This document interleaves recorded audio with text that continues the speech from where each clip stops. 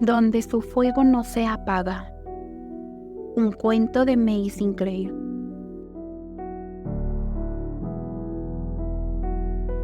No había nadie en el huerto.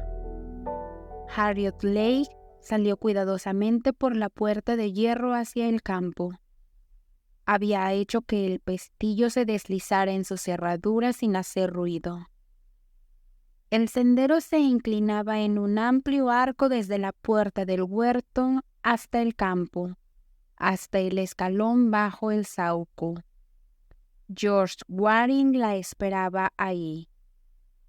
Años después, cuando pensaba en George Waring, olía el dulce y cálido aroma a vino de las flores de saúco.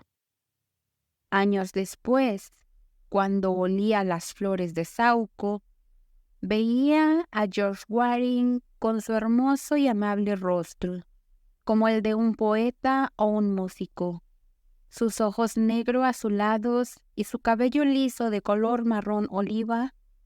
Él era teniente naval.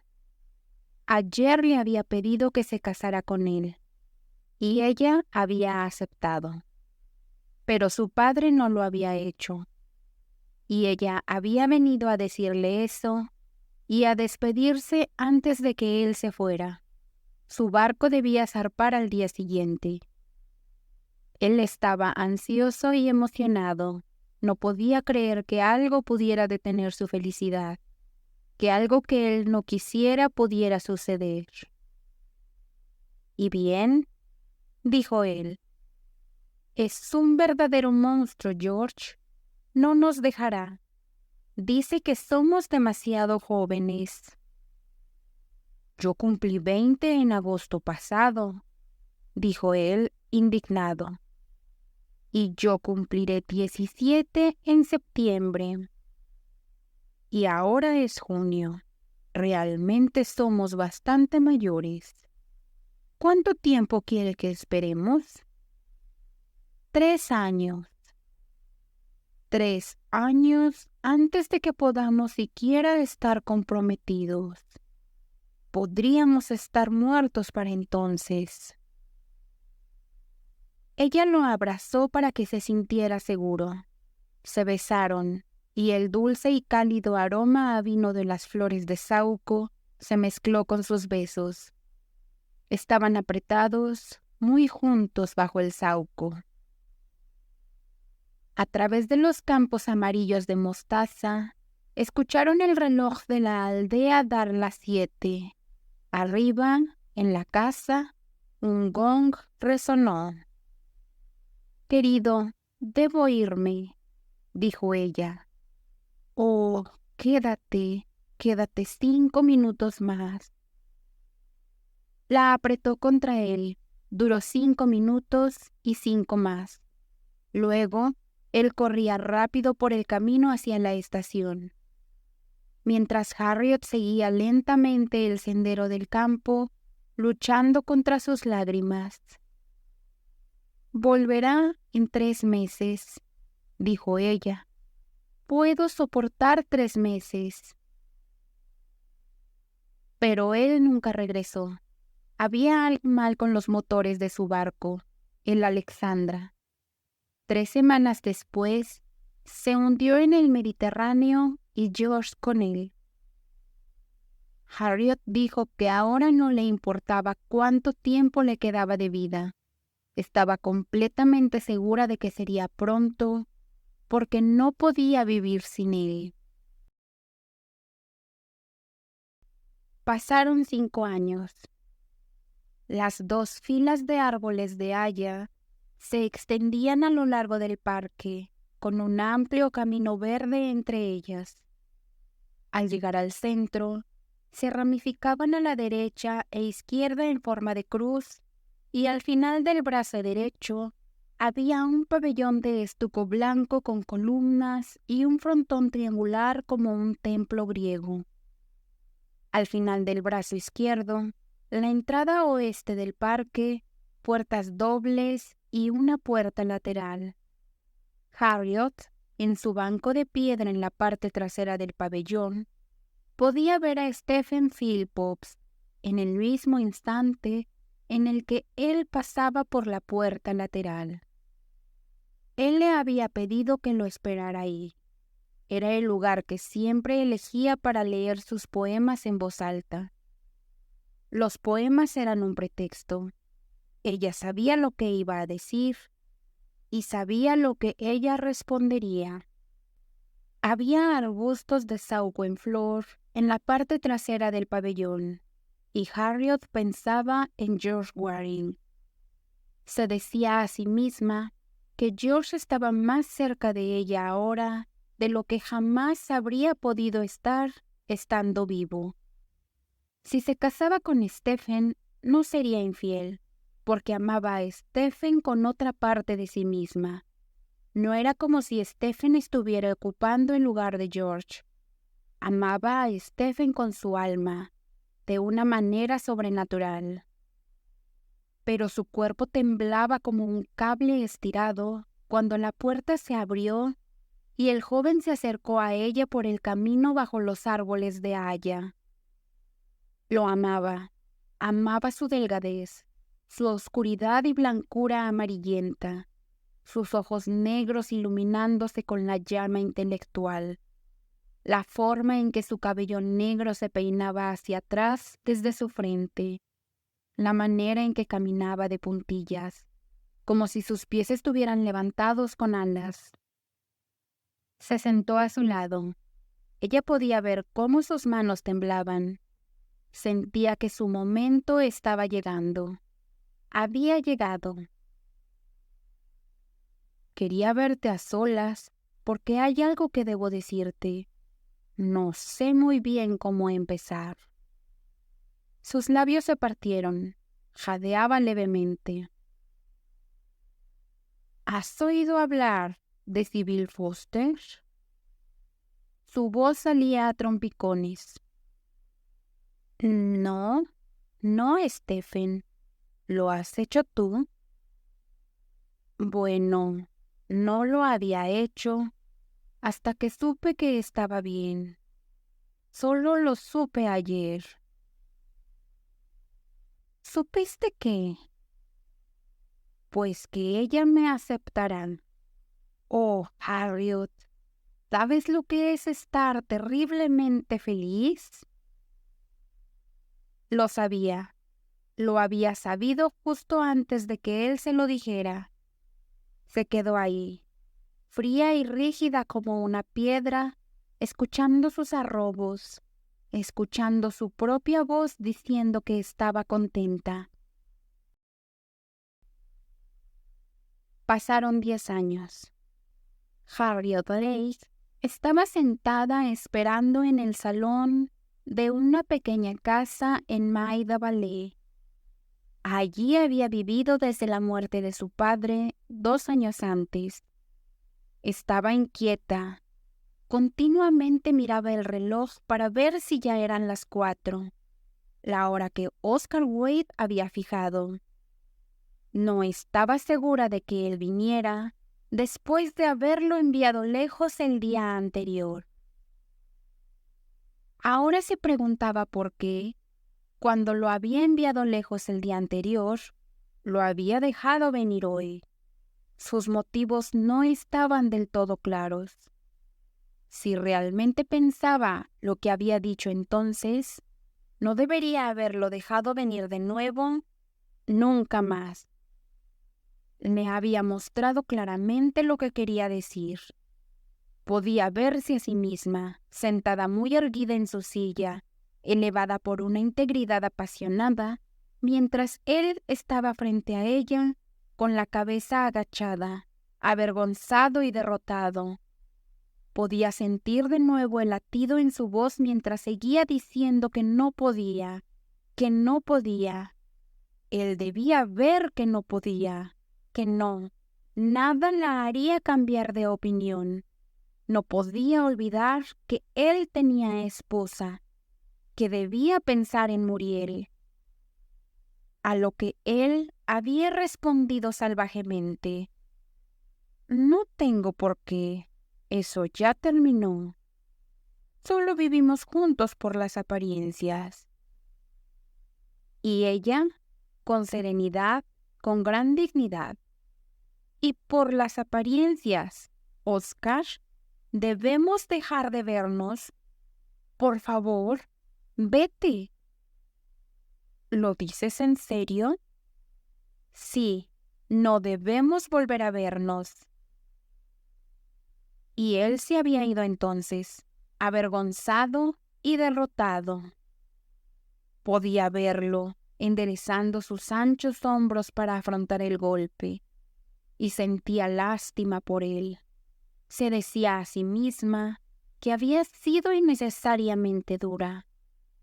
¿Por qué no deberían volver a verse ahora que él entendía dónde debían trazar la línea?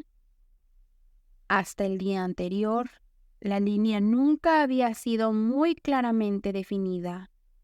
Hoy pensaba pedirle que olvidara lo que le había dicho. Una vez olvidado, podrían seguir siendo amigos como si nada hubiera pasado. Eran las 4 en punto, las 4:30, las 5. Había terminado el té y lo había dado por perdido cuando, entre la 1/2 hora y las 6 en punto, él llegó. Llegó como había llegado una docena de veces, con su paso medido, deliberado y pensativo, llevándose bien erguido, con una especie de arrogancia contenida. Sus grandes hombros se movían. Era un hombre de unos 40 años, ancho y alto, de flancos delgados y cuello corto, con rasgos rectos y atractivos que se veían pequeños y uniformes en su gran rostro cuadrado y en el rubor que lo inundaba. El bigote, recortado y de un castaño rojizo, se erguía desde el labio superior empujando hacia adelante. Sus pequeños ojos, planos, brillaban de un castaño rojizo, ansiosos y animalescos. Le gustaba pensar en él cuando no estaba ahí, pero siempre al primer vistazo sentía una ligera sacudida. Físicamente estaba muy lejos de su ideal admirado, tan diferente de George Waring y Stephen Philpotts. Se sentó frente a ella. Hubo un silencio embarazoso, roto por Oscar Wade. Bueno, Harriet, dijiste que podría venir. Parecía estar echando la responsabilidad sobre ella. Así que supongo que me has perdonado, dijo. Oh, sí, Oscar, te he perdonado. Él dijo que sería mejor que lo demostrara yendo a cenar con él en algún lugar esa noche. No podía darle una razón a sí misma para ir. Simplemente fue. La llevó a un restaurante en Soho.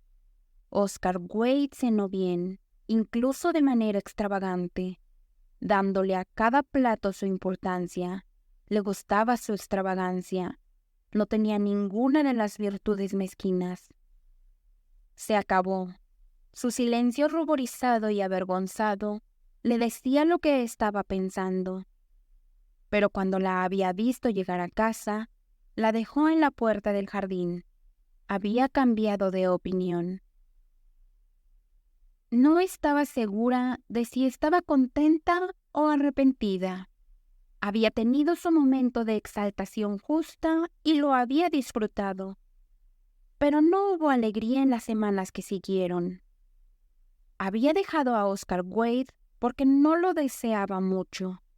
Y ahora lo deseaba furiosamente, perversamente, porque lo había dejado.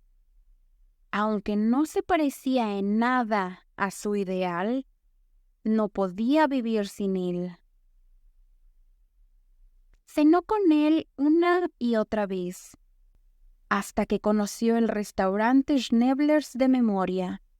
Las paredes blancas paneladas destacadas con dorado, los pilares blancos y los rizos dorados de sus capiteles, las alfombras turcas, azules y rojas, suaves bajo sus pies, los gruesos cojines de terciopelo carmesí que se pegaban a su falda, el brillo de la plata y el vidrio en los innumerables círculos blancos de las mesas, y las caras de los comensales, rojas, blancas, rosadas, marrones, grises y cetrinas, distorsionadas y excitadas. Las bocas rizadas que se retorcían mientras comían, las bombillas eléctricas convulsionadas que apuntaban hacia abajo, bajo las pantallas rojas y arrugadas, todo brillando en un aire espeso que la luz roja tenía, como el vino tiñe el agua. Y el rostro de Oscar, ruborizado por la cena, siempre cuando se inclinaba hacia atrás de la mesa y meditaba en silencio, ella sabía lo que estaba pensando. Sus pesados párpados se levantaban. Ella encontraba sus ojos fijos en los suyos, preguntándose, considerando. Ahora sabía cuál sería el final.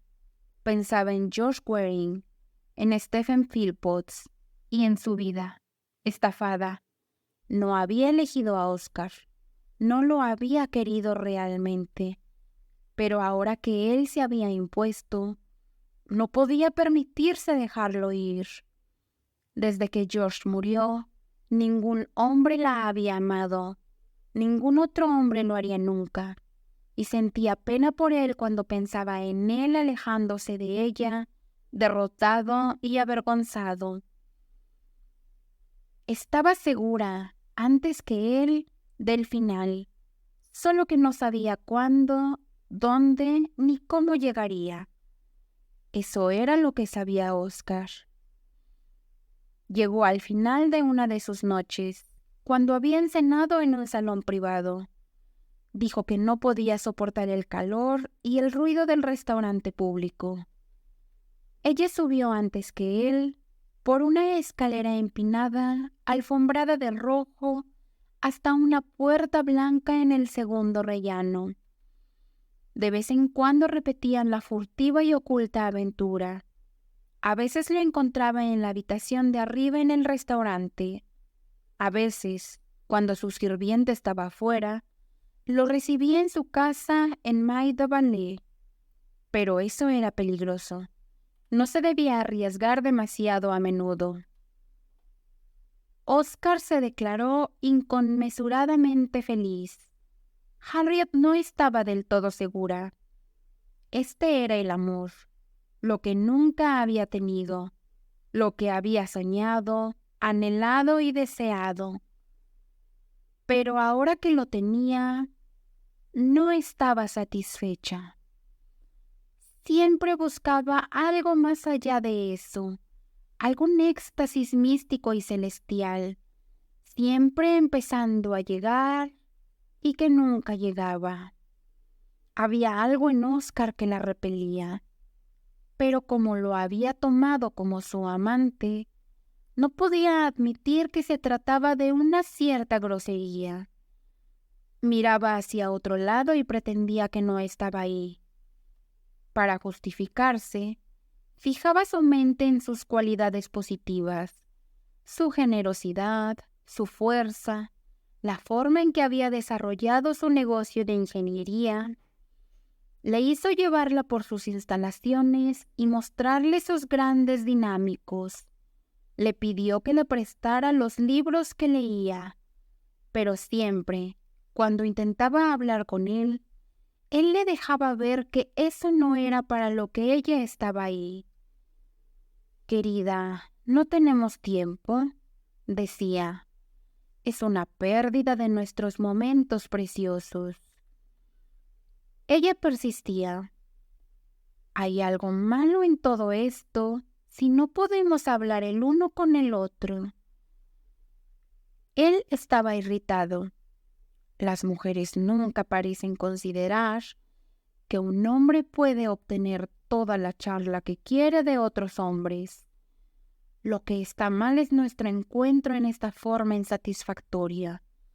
Deberíamos vivir juntos. Es lo único sensato. Lo haría, solo que no quiero romper el hogar de Muriel y hacerla miserable. Pensé que dijiste que a ella no le importaría.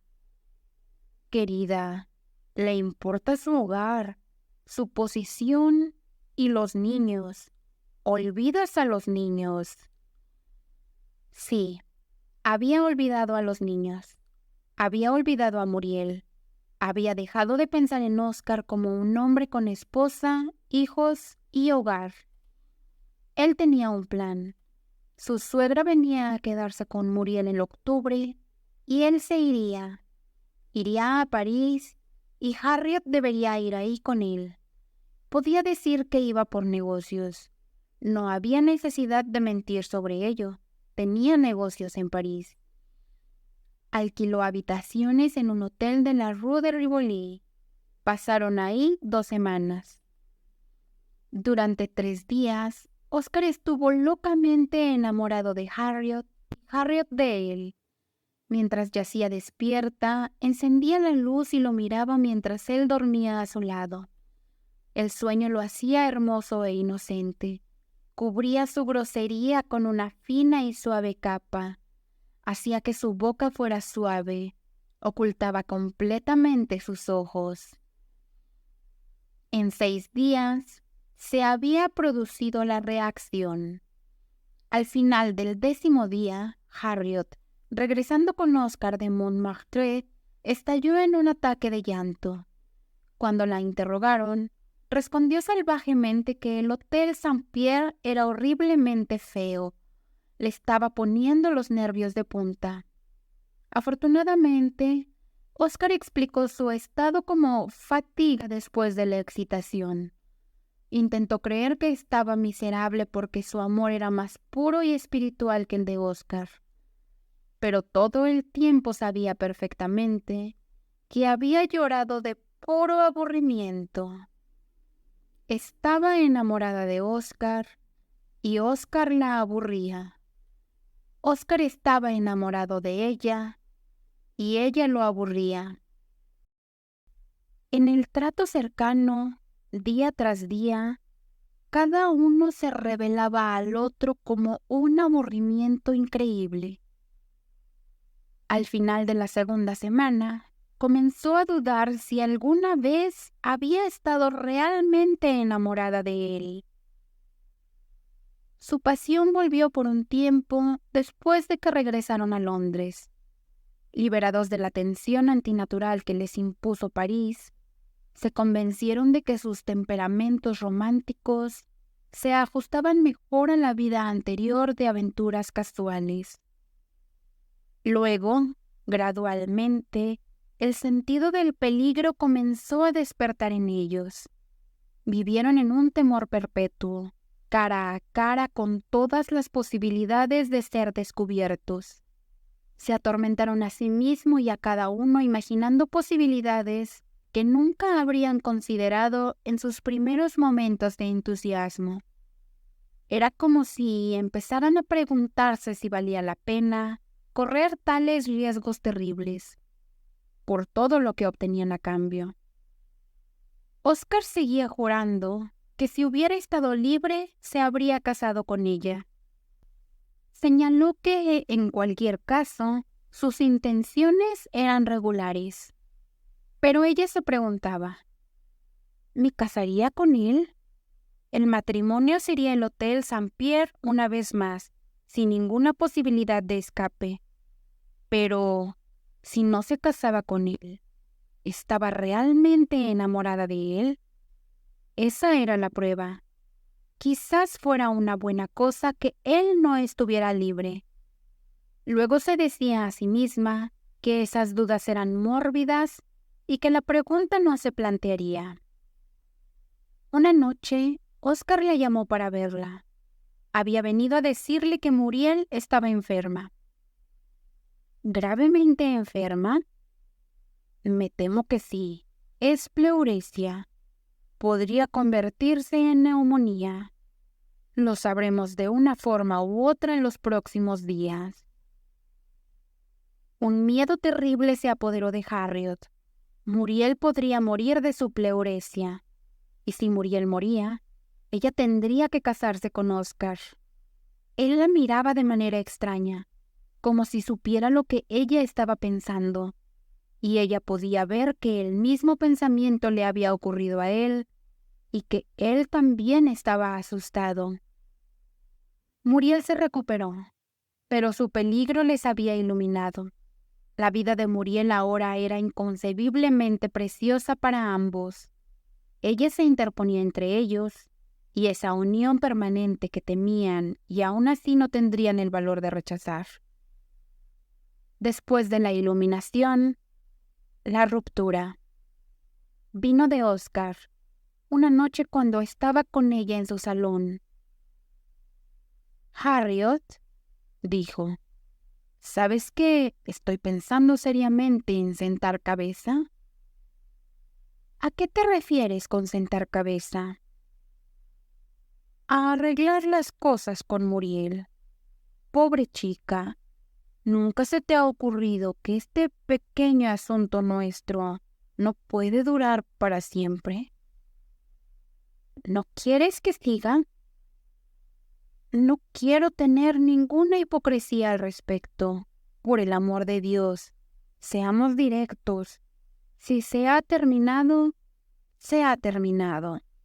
Terminémoslo decentemente». «Entiendo. Quieres deshacerte de mí». «Esa es una forma horrible de decirlo». ¿Hay alguna forma que no sea horrible? Todo el asunto es horrible. Pensé que te habrías mantenido en ello ahora que lo has hecho a tu manera, cuando no tengo un ideal, no tengo ninguna ilusión, cuando tú has destruido todo lo que no querías. ¿Qué es lo que no quise? La parte limpia y hermosa, la parte que yo quería. Mi parte al menos era real, era más limpia y hermosa que toda esa putrefacta porquería en la que la envolviste. Fuiste una hipócrita, y yo no lo fui, Harriet. Eres una hipócrita ahora si dices que no estuviste feliz conmigo. Nunca estuve realmente feliz. Nunca, ni por un momento. Siempre había algo que me faltaba, algo que tú no me diste. Quizás no pudiste. No era lo suficientemente espiritual. Se burló él. No lo eras y me hiciste como tú eras. Oh, noté que siempre estabas muy espiritual después de conseguir lo que querías. «¿Lo que quería?», gritó ella. «Oh, Dios mío, si alguna vez supiste lo que querías». «¿Que yo quería?», repitió, sacando su amargura. «Vamos», dijo él, «¿por qué no ser honesta? Enfréntate a los hechos. Yo estaba terriblemente enamorado de ti, tú estabas terriblemente enamorada de mí. Una vez, nos cansamos el uno del otro y se acabó, pero al menos podrías reconocer que la pasamos bien mientras duró». «Bien, lo suficientemente bien para mí. Para ti, porque para ti el amor solo significa una cosa. Todo lo que es alto y noble en él, lo arrastraste a eso, hasta que no queda nada para nosotros más que eso. Eso es lo que hiciste del amor». Pasaron 20 años. Fue Oscar quien murió primero, 3 años después de la ruptura. Lo hizo de repente una noche, cayendo en un ataque de apoplejía. Su muerte fue un inmenso alivio para Harriet. La seguridad perfecta había sido imposible mientras él estuviera vivo. Pero ahora no había un alma viviente que conociera su secreto. Aún así, en el primer momento de conmoción, Harriet se dijo a sí misma que Oscar, muerto, estaría más cerca de ella que nunca. Olvidó cuánto había deseado que él no estuviera cerca de ella viva, y mucho antes de que pasaran los 20 años, había logrado persuadirse de que él nunca había estado cerca de ella en absoluto. Era increíble que ella hubiera conocido a una persona como Oscar Wade. En cuanto a su relación, no podía pensar en Harriet Lake como el tipo de mujer a la que algo así pudiera ocurrirle. El restaurante Schneblers y el Hotel St. Pierre dejaron de figurar entre las imágenes prominentes de su pasado. Sus recuerdos, si se hubiera permitido recordarlos, habrían chocado desagradablemente con la reputación de santidad que ahora había adquirido. Porque Harriet, a los 52 años, era amiga y colaboradora del reverendo Clement Farmer, vicario de las Vírgenes de Santa María en Maida Vale. Trabajaba como diaconisa en su parroquia, vistiendo el uniforme de diaconisa, la túnica semirreligiosa, el manto, el bonete, el velo, la cruz y el rosario, y la sonrisa santa. También era secretaria del hogar para chicas caídas de Maida Vale y Kilburn. Sus momentos de excitación llegaban cuando Clement Farmer, con su delgado y austero parecido de Stephen Philpotts, en su sotana y sobrepeliz con encajes, salía de la sacristía. Cuando subía al púlpito, cuando se ponía ante el altar y levantaba los brazos en la bendición, sus momentos de éxtasis cuando recibía el sacramento de sus manos. Y tenía momentos de tranquila felicidad cuando la puerta de su estudio se cerraba sobre su comunión. Todos esos momentos estaban impregnados de una solemnidad sagrada y eran insignificantes en comparación con el momento de su muerte. Yacía adormecida en su cama blanca bajo el crucifijo negro con el Cristo de marfil. Los cuencos y frascos de medicina habían sido retirados de la mesa junto a su almohada. Estaba preparada para los últimos ritos. El sacerdote se movía silenciosamente por la habitación, arreglando las velas, el libro de oraciones y el santo sacramento. Luego sacó una silla junto a su lecho y vigiló con ella, esperando que ella despertara de su somnolencia. Despertó de repente. Sus ojos estaban fijos en él. Tuvo un destello de lucidez. Se estaba muriendo, y su morir la hacía supremamente importante para Clement Farmer. ¿Estás lista?, preguntó él. Aún no. Creo que tengo miedo. Haz que no tenga miedo. Se levantó y encendió las 2 velas del altar. Quitó el crucifijo de la pared y lo colocó contra el pie de la cama. Ella suspiró. Eso no era lo que había querido. No tendrás miedo ahora, dijo él. No tengo miedo del más allá. Supongo que uno se acostumbra. Solo puede ser terrible justo al principio. Nuestro primer estado dependerá mucho de lo que estemos pensando en nuestra última hora. Abraham, mi confesión, dijo ella, y después recibirás el sacramento. Entonces tendrás tu mente firmemente enfocada en Dios y tu Redentor. ¿Te sientes capaz de hacer tu confesión ahora, hermana? Todo está listo. Su mente regresó a su pasado y encontró a Oscar Wade ahí. Se preguntó, ¿debería confesarle sobre Oscar Wade? Un momento pensó que era posible. Al siguiente supo que no podía. No podía. No era necesario. Durante 20 años, él no había sido parte de su vida. No confesaría sobre Oscar Wade. Había sido culpable de otros pecados.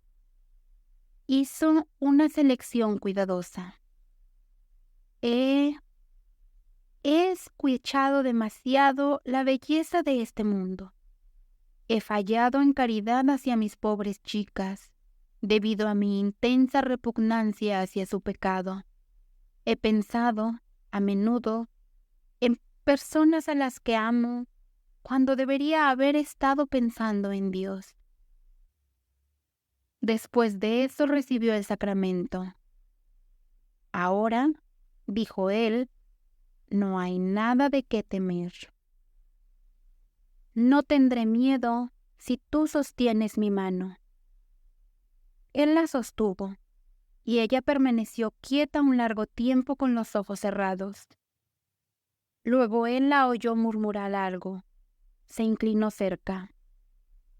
Esto es morir. Pensé que sería horrible, y es felicidad. Felicidad. La mano del sacerdote se relajó, como si a la orden de alguna maravilla. Ella dio un débil grito. «Oh, no me dejes ir». Su agarre se apretó. «Intenta», dijo él. «Piensa en Dios. Sigue mirando el crucifijo». «Si miro», susurró ella, «¿no soltarás mi mano?» «No te soltaré». La sostuvo hasta que fue arrancada de él en la última agonía. Ella permaneció algunas horas en la habitación donde ocurrieron estas cosas. Su aspecto era familiar y a la vez no familiar, y ligeramente repugnante para ella. El altar, el crucifijo, las velas encendidas, sugerían alguna experiencia tremenda y espantosa cuyos detalles no podía recordar. Parecía recordar que habían estado conectados de alguna manera con el cuerpo cubierto de sábanas en la cama, pero la naturaleza de la conexión no estaba clara, y no asociaba el cuerpo muerto con ella misma. Cuando la enfermera entró y lo preparó, vio que era el cuerpo de una mujer de mediana edad. Su propio cuerpo viviente era el de una mujer joven de unos 32 años. Su mente no tenía pasado ni futuro, sin recuerdos claros y coherentes, y sin idea de lo que debía hacerse a continuación. Entonces, de repente, la habitación comenzó a desmoronarse ante sus ojos, a dividirse en ejes de suelo, muebles y techo que se movían y eran lanzados por su conmoción a planos diferentes. Se inclinaban en cada posible ángulo, se cruzaban y se superponían con una mezcla transparente de perspectivas dislocadas, como reflejos caídos en un interior visto a través del cristal. La cama y el cuerpo cubierto de sábanas se deslizaban hacia algún lugar fuera de la vista. Ella estaba de pie junto a la puerta, que aún permanecía en su posición. La abrió y se encontró en la calle, fuera de un edificio de ladrillo y piedra arenisca de color gris amarillento, con una alta aguja de pizarra. Su mente se reunió con un palpable clic de reconocimiento.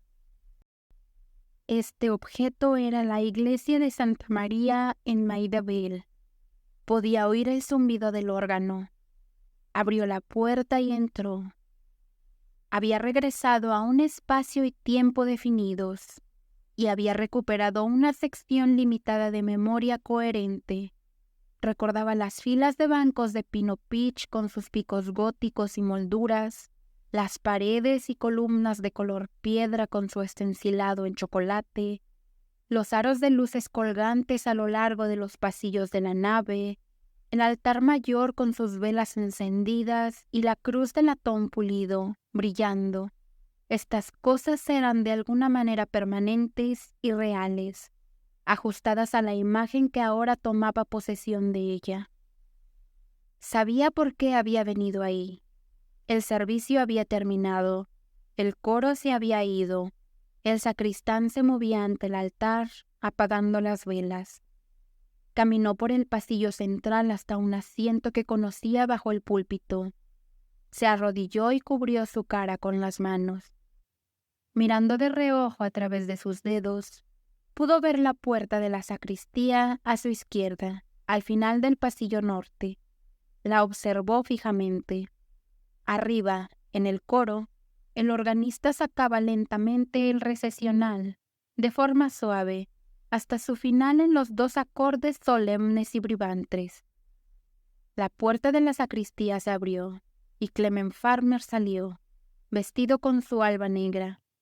Pasó cerca de ella, justo al lado del banco donde ella estaba arrodillada. Se detuvo en la abertura. Estaba esperándola. Tenía algo que decir. Ella se levantó y se acercó a él. Él aún la esperaba. No se movió para darle paso. Ella se acercó, más cerca de lo que jamás había estado de él, tan cerca que sus rasgos se volvían indistintos. Inclinó la cabeza hacia atrás, mirando, con miopía, y se encontró mirando el rostro de Oscar Wade. Él se mantenía inmóvil, horriblemente inmóvil y cerca, bloqueando su paso. Ella retrocedió, sus hombros en movimiento la seguían. Se inclinó hacia adelante, cubriéndola con su mirada.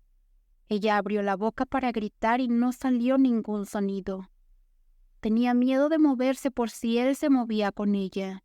El movimiento de sus hombros la aterrorizaba.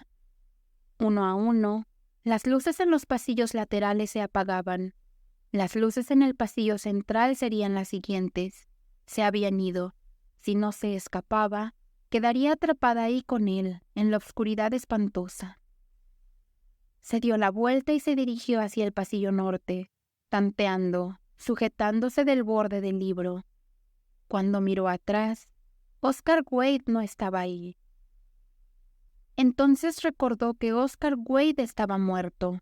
Por lo tanto, lo que había visto no era Oscar, era su fantasma. Estaba muerto. Muerto hacía 17 años. Estaba a salvo de él para siempre. Cuando salió a los escalones de la iglesia, vio que la calle en la que estaba había cambiado. No era la calle que recordaba. La acera de este lado estaba ligeramente elevada y cubierta. Se extendía bajo una sucesión de arcos. Era una larga galería con ventanas de tiendas brillantes a un lado. Al otro una fila de altas columnas grises la separaba de la calle. Estaba caminando por los arcades de la Rue de Rivoli. Delante de ella, podía ver el borde de un inmenso pilar gris saliendo hacia afuera. Era el porche del Hotel Saint-Pierre. Las puertas de vidrio giratorias se abrieron para recibirla. Cruzó el vestíbulo gris y sofocante bajo los arcos con columnas. Lo conocía. Conocía la pluma de caoba brillante y color vino del conserje a su izquierda, y la barrera de caoba color vino del mostrador del recepcionista a su derecha. Se dirigió directamente hacia la gran escalera alfombrada en gris. Subió los interminables tramos que giraban alrededor del eje enrejado del pozo, pasando por las puertas enrejadas del ascensor, y llegó a un rellano que conocía, y al largo corredor gris ceniza y extranjero, iluminado por una ventana opaca en un extremo. Fue ahí donde la sensación de horror del lugar se apoderó de ella. Ya no tenía ningún recuerdo de la iglesia de Santa María, por lo que no era consciente de su retroceso en el tiempo. Todo el espacio y el tiempo estaban aquí. Recordaba que tenía que ir a la izquierda, pero había algo ahí, donde el corredor giraba junto a la ventana, al final de todos los corredores. Si iba en otra dirección, podría escapar de ello. El corredor se detenía ahí, una pared en blanco. Fue empujada de vuelta, pasando por el desembarque de las escaleras hacia la izquierda. En la esquina, junto a la ventana, giró por otro largo corredor gris ceniza a su derecha, y a la derecha nuevamente, donde la luz nocturna parpadeaba en la mesa en el giro. Este tercer corredor era oscuro, secreto y corrupto. Conocía las paredes sucias y la puerta torcida al final. Había una línea de luz puntiaguda en la parte superior. Ahora podía ver el número en ella. 107. Algo había sucedido ahí. Si entraba, volvería a suceder. Oscar Wade estaba en la habitación esperando por ella, detrás de la puerta cerrada. Lo sentía moverse ahí dentro. Se inclinó hacia adelante, con el oído en el ojo de la cerradura, y escuchó. Podía oír los pasos medidos, deliberados y pensativos. Venían de la cama hacia la puerta. Se dio la vuelta y corrió. Sus rodillas se dieron bajo ella. Se hundió y siguió corriendo por los largos corredores grises y las escaleras, rápida y ciega, como una bestia cazada en busca de refugio, oyendo sus pasos seguirla. Las puertas giratorias la atraparon y la empujaron hacia la calle. La extraña cualidad de su estado era que no tenía tiempo. Recordaba vagamente que alguna vez tuvo algo llamado tiempo, pero había olvidado por completo cómo era. Era consciente de las cosas que estaban sucediendo y a punto de suceder. Las fijaba por el lugar que ocupaban y medía su duración por el espacio que recorría.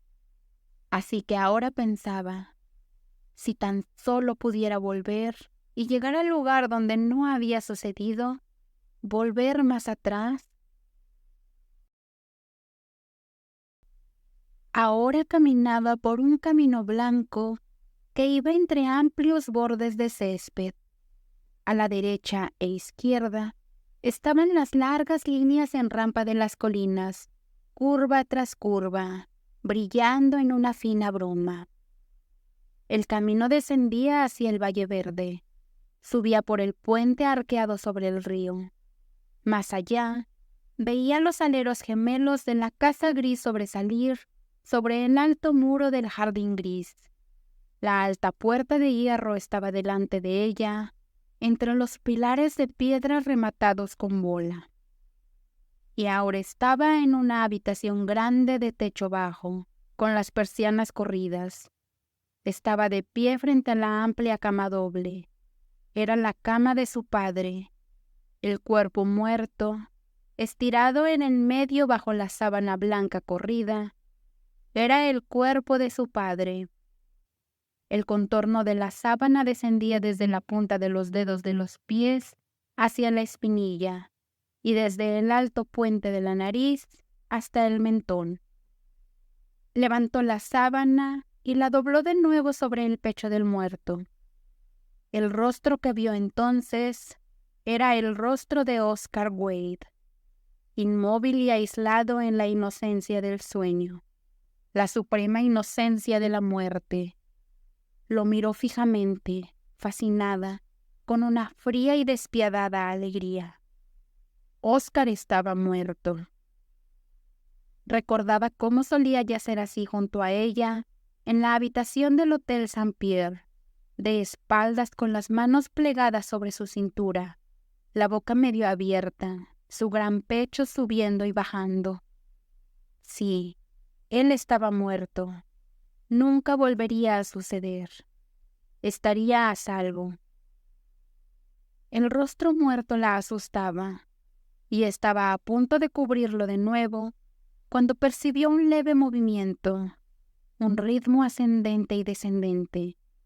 Mientras ajustaba más la sábana, las manos bajo ella comenzaron a luchar convulsivamente. Los extremos anchos de los dedos aparecieron por encima del borde, aferrándose a ella para mantenerla en su lugar. La boca se abrió, los ojos se abrieron, todo el rostro la miraba con una expresión de agonía y terror. Luego el cuerpo se movió hacia adelante desde las caderas y se sentó, sus ojos mirándola fijamente. Él y ella permanecieron un instante inmóviles. cada uno atrapado por el miedo del otro. De repente se apartó, dio la vuelta y salió corriendo, fuera de la habitación, fuera de la casa. Se detuvo en la puerta, mirando a lo largo y a lo ancho del camino, sin saber por qué dirección debía escapar de Oscar. A la derecha, sobre el puente y subiendo la colina y cruzando los campos, llegaría a los arcos de la Rue de Rivoli y a los horribles pasillos grises del hotel. A la izquierda, el camino pasaba por el pueblo. Si pudiera retroceder más, estaría a salvo, fuera del alcance de Oscar. De pie junto a la cama de muerte de su padre, había sido joven, pero no lo suficientemente joven. Debía regresar al lugar donde era aún más joven, al parque y la senda verde bajo los hayas y el pabellón blanco en la intersección. Sabía cómo encontrarlo.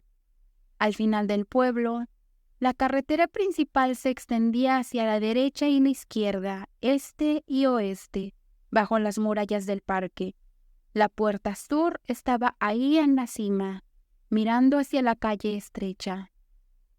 Corrió hacia ella a través del pueblo, pasando por los largos graneros grises de la granja de Goodyear, pasando por la tienda de comestibles, pasando por la fachada amarilla y el letrero azul del Queen's Head, pasando por la oficina de correos, con su única ventana negra parpadeando bajo su parra, pasando por la iglesia y los tejos en el cementerio, hasta donde la puerta sur hacía un delicado patrón negro sobre la hierba verde. Estas cosas parecían insubstanciales, retrocedidas tras una capa de aire que brillaba sobre ellas como un vidrio fino. Se abrían, flotaban más allá y se alejaban de ella, y en lugar de la carretera principal y las murallas del parque, vio una calle de Londres con fachadas blancas y sucias, y en lugar de la puerta sur, las puertas de vidrio giratorias del restaurante Schnebler. Las puertas de vidrio se abrieron, pasó al restaurante. La escena golpeó en ella con el duro impacto de la realidad. Los paneles blancos y dorados, los pilares blancos y sus capiteles dorados en espiral, los círculos blancos de las mesas brillando, las caras ruborizadas de los comensales moviéndose mecánicamente. Fue arrastrada por una compulsión irresistible hacia una mesa en la esquina, donde un hombre estaba solo. La servilleta que usaba escondía su boca, mandíbula y pecho, y no estaba segura de la parte superior del rostro, por encima del borde recto y tirante. Cayó y vio el rostro de Oscar Wade. Se acercó a él, arrastrada, sin poder resistirse. Se sentó a su lado y él se inclinó hacia ella sobre la mesa. Podía sentir el calor de su rostro rojo y congestionado. El olor a vino flotaba hacia ella en un susurro denso. Sabía que vendría.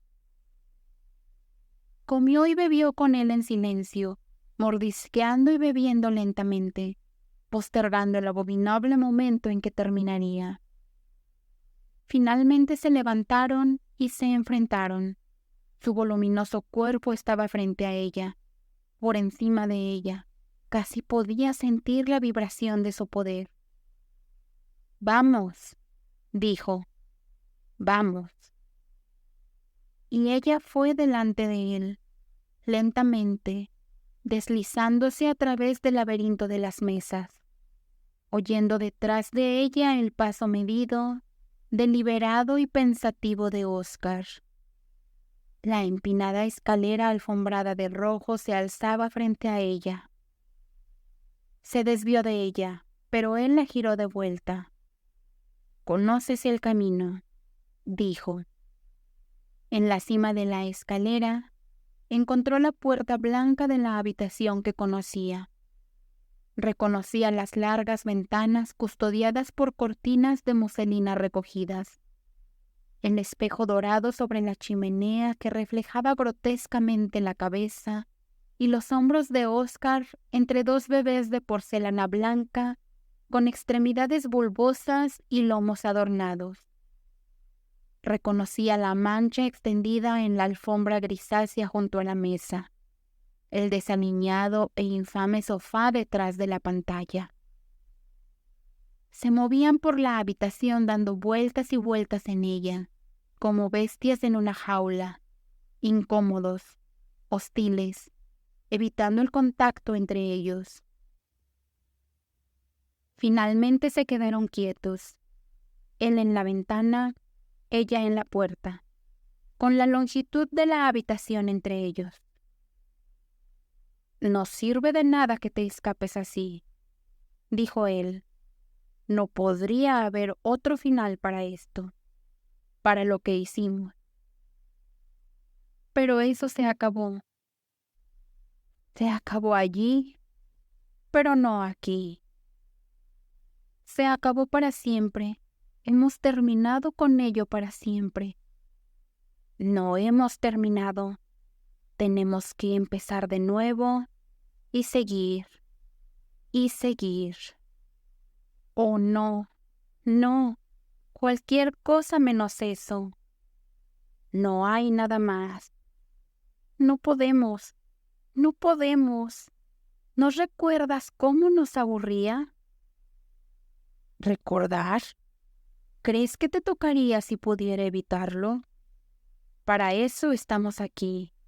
Debemos.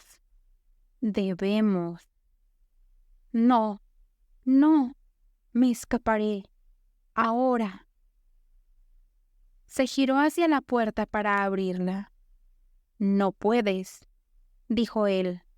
«La puerta está cerrada con llave». «Oscar, ¿por qué hiciste eso?» «Siempre lo hacíamos. ¿No lo recuerdas?» Se volvió hacia la puerta de nuevo y la sacudió. La golpeó con las manos. «No sirve de nada, Harriet. Si salieras ahora, solo tendrías que volver. Podrías retrasarlo 1 hora o así. ¿Pero qué es eso en una inmortalidad?» ¿Inmortalidad? Eso es lo que nos espera. Tiempo suficiente para hablar de inmortalidad cuando estemos muertos. Estaban siendo atraídos el uno hacia el otro a través de la habitación, moviéndose lentamente, como figuras en una danza monstruosa y espantosa, con las cabezas echadas hacia atrás sobre sus hombros, los rostros apartados del horrible acercamiento. Sus brazos se levantaban lentamente, pesados, con una resistencia intolerable. Los estiraban el uno hacia el otro, doloridos, como si sostuvieran un peso abrumador. Sus pies se arrastraban y eran arrastrados. De repente, sus rodillas cedieron bajo ella. Cerró los ojos. Todo su ser se derrumbó ante él en oscuridad y terror. Se había acabado. Ella se había escapado. Volvía al camino verde del parque, entre los árboles de haya, donde Oscar nunca había estado, donde nunca podría encontrarla. Cuando pasó por la puerta sur, su memoria se volvió repentinamente joven y limpia. Olvidó la Rue de Rivoli y el Hotel Saint-Pierre. Olvidó el restaurante Schnebler y la habitación en la cima de las escaleras. Estaba de vuelta en su juventud. Ella era Harriet Lake esperando a Stephen Philpotts en el pabellón frente a la puerta oeste. Podía sentir su figura delgada moviéndose rápidamente sobre el césped entre las líneas de los grandes árboles de haya. La frescura de su juventud estaba sobre ella. Llegó al corazón del camino, donde se bifurcaba a derecha e izquierda en forma de cruz. Al final del brazo derecho, el templo griego blanco con su frontón y pilares brillaba contra el bosque. Estaba sentada en su banco en la parte trasera del pabellón, mirando la puerta lateral por la que Stephen debía entrar. La puerta se abrió. Él se acercó a ella, ligero y joven, deslizándose entre los árboles de haya con su andar ansioso y en puntillas. Ella se levantó para encontrarse con él. Dio un grito. ¡Stephen! Era Stephen, lo había visto venir, pero el hombre que estaba frente a ella entre los pilares del pabellón era Oscar Wade. Y ahora ella estaba caminando por el sendero del campo que descendía desde la puerta del huerto hasta el paso, cada vez más atrás, hacia donde el joven George Waring la esperaba bajo el árbol de saúco. El olor de las flores de saúco le llegaba desde el campo. Podía sentir en sus labios y en todo su cuerpo la dulce e inocente excitación de su juventud. George, oh George. Mientras caminaba por el sendero del campo, lo había visto, pero el hombre que estaba esperando por ella bajo el árbol del saúco era Oscar Wade. Te dije que no sirve de nada escapar, Harriet. Cada camino te lleva de vuelta a mí. Me encontrarás en cada giro. Pero ¿cómo llegaste aquí? ¿Cómo llegué al pabellón? ¿Cómo llegué a la habitación de tu padre, a su lecho de muerte? Porque estuve ahí, estoy en todos tus recuerdos. Mis recuerdos son inocentes. ¿Cómo pudiste tomar el lugar de mi padre, de Stephen y de George Waring? ¿Tú? Porque lo hice. Jamás. Mi amor por ellos era inocente. Tu amor por mí era parte de ello. ¿Crees que el pasado afecta al futuro? ¿Nunca te ha sorprendido que el futuro pueda afectar al pasado? En tu inocencia había el principio de tu pecado. Eras lo que ibas a hacer. Me escaparé, dijo ella, y esta vez iré contigo. El paso, el árbol de saúco y el campo se desvanecieron de ella. Ella iba bajo los árboles de haya por el camino del parque, hacia la puerta sur y el pueblo, escurriéndose cerca de la fila de árboles de la derecha. Era consciente de que Oscar Wade iba con ella bajo la fila de árboles de la izquierda, manteniendo el ritmo con ella, paso a paso y árbol a árbol. Y pronto había pavimento gris bajo sus pies, y una fila de pilares grises a su mano derecha. Caminaban lado a lado por la rue de Rivoli, hacia el hotel. Ahora estaban sentados juntos en el borde de la cama blanca y deslucida. Sus brazos colgaban a sus lados, pesados y flácidos, sus cabezas inclinadas, apartadas. Su pasión pesaba sobre ellos con el insoportable e inescapable aburrimiento de la inmortalidad. Oscar, ¿cuánto durará? No puedo decirte. No sé si es un momento de eternidad o la eternidad de un momento. Debe terminar en algún momento, dijo ella. La vida no sigue para siempre. Moriremos. ¿Morir? Ya hemos muerto. ¿No sabes lo que es esto? ¿No sabes dónde estás? Esto es la muerte. Estamos muertos, Harriet. Estamos en el infierno. Sí, no puede haber nada peor que esto. Esto no es lo peor. No estamos del todo muertos aún. Mientras tengamos vida en nosotros, para volvernos y correr y escapar el uno del otro, mientras podamos escapar a nuestros recuerdos. Pero cuando hayas vuelto al recuerdo más lejano de todos y no haya nada más allá de él, cuando no haya otro recuerdo sino este, en el último infierno ya no escaparemos más, no encontraremos más caminos, ni pasajes, ni puertas abiertas, no necesitaremos buscarnos el uno al otro. En la última muerte estaremos encerrados en esta habitación, detrás de esa puerta cerrada con llave juntos. Yaceremos aquí juntos, para siempre, unidos tan firmemente que ni siquiera Dios podrá separarnos. Seremos una sola carne y un solo espíritu, un pecado repetido para siempre, y siempre espíritu odiando la carne, carne odiando el espíritu, tú y yo odiándonos el uno al otro. ¿Por qué? ¿Por qué?, gritó ella. Porque eso es todo lo que nos queda. Eso es lo que hiciste del amor. La oscuridad se abatió anegándolo todo, borrando la habitación. Ella caminaba por un sendero de jardín entre altos bordes de phlox y delfinium y lupinos. Eran más altos que ella. Sus flores se balanceaban y asentían sobre su cabeza. Tiraba de los tallos altos y no tenía esfuerzo para romperlos. Era una cosa pequeña. Entonces se dijo a sí misma que estaba a salvo. Había retrocedido tanto que era una niña otra vez.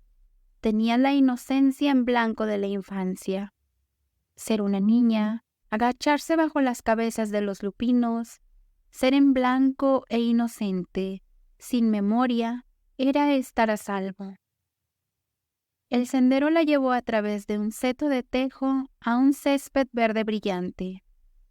En medio del césped había un estanque redondo y poco profundo en un anillo de rocalla, acolchado, con pequeñas flores. Los peces dorados nadaban en el agua oliva marrón. Estaría a salvo cuando viera los peces dorados nadando hacia ella. El viejo con las escamas blancas aparecería primero, empujando su nariz, haciendo burbujas en el agua. En el fondo del césped había un seto de ligustro cortado por un amplio sendero que atravesaba el huerto. Sabía lo que encontraría ahí. Su madre estaba en el huerto. Ella la levantaría en sus brazos para jugar con las duras bolas rojas de las manzanas que colgaban del árbol. Había vuelto al recuerdo más lejano de todos. No había nada más allá de él.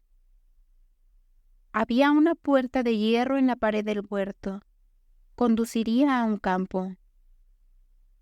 Algo era diferente aquí. Algo que la asustaba. Una puerta gris ceniza en lugar de una puerta de hierro. La empujó y entró en el último pasillo del Hotel Saint-Pierre.